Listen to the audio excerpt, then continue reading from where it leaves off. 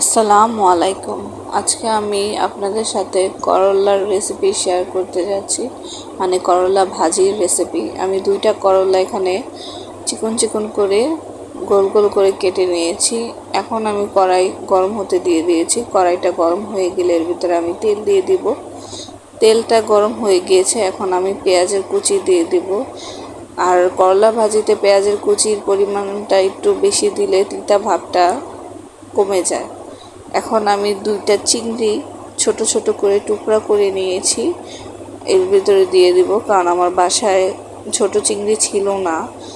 করলা ভাজিতে যদি চিংড়ি মাছ দেওয়া হয় আসলেই এটার টেস্ট খুবই ভালো লাগে।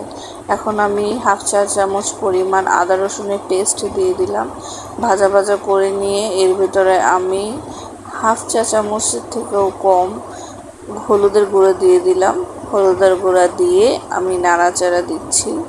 হালকা ভেজে নেওয়ার পর আমি করলাগুলি দিয়ে দেব।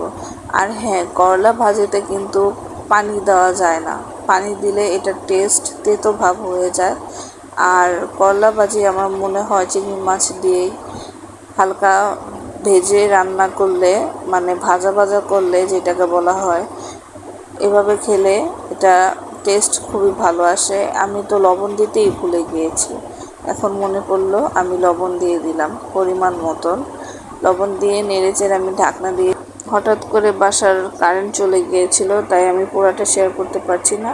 নামানোর আগে ভাজা ভাজা করে আমি কাঁচামরিচ কেটে দিয়ে দিয়েছি।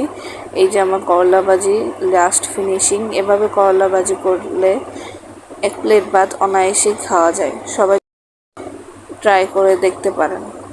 যদি ভালো লাগে আমার চ্যানেলটি সাবস্ক্রাইব করে আমার পাশে থাকবেন। ধন্যবাদ। আসসালামু আলাইকুম।